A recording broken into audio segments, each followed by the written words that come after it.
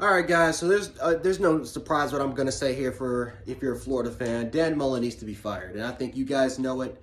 Everyone knows it, but Dan Mullen needs to be fired. I said he needs to be fired during the halftime, halftime thing. Definitely was.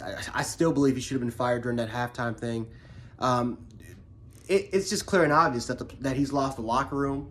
It's clear and obvious that he's lost his community. No one wants him there at Florida. His coaching staff, I feel like, has kind of given up on him a little bit there. The media, especially the Florida Gators media, does not want Dan Mullen to be there. I don't even think Dan Mullen really wants to be there. It doesn't matter if Florida came out with this thing with the victory. You had to put up 70 points, right? Normally, 70 points against an FCS opponent, that's what you're kind of expecting. You're expecting to put up 50 or 60 points more against an FCS opponent. But the problem was that Samford put up 52 of their own. They were leading 42-35 at halftime at one point. This team was up 42-28 at one point, up by 14 points. This is a team that got blown off the rails by Chattanooga.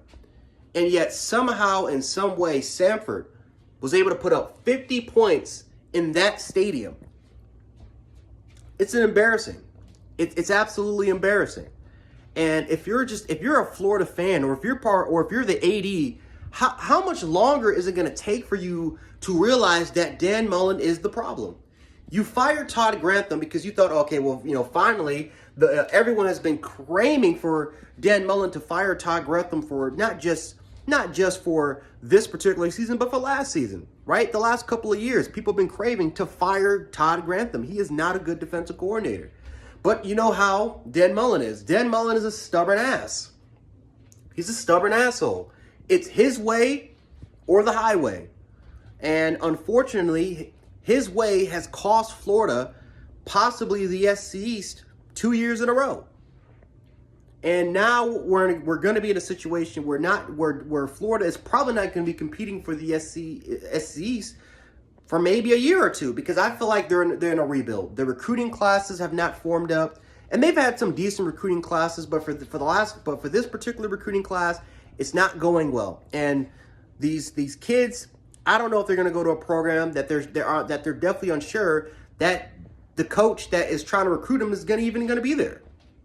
So I definitely feel like Dan Mullen is hurting this team. That is not just hurting the brand, he is hurting recruiting. He's hurting getting really good players, really good kids to that particular program. So if I'm the AD, he needs to go. And maybe you want to wait until the end of the season to do it, to find a coach. Or maybe, who knows, maybe the AD is finding a coach as we know it. Maybe they're finding a coach as we know it. And until they find that coach, they're going to keep Dan Mullen. But it is clear and obvious that whether if you want to wait till after the game was over, or you want to wait till the end of the season, Dan Mullen needs to be fired. There is no excuse for this shit. There's no excuse. And if you heard his presser, once again, if you heard his press conference, Dan Mullen pretty much said a bunch of Dan Mullen shit. Dan Mullen shit. Just stubbornness, selfishness, just a complete ass. He sounds like an ass.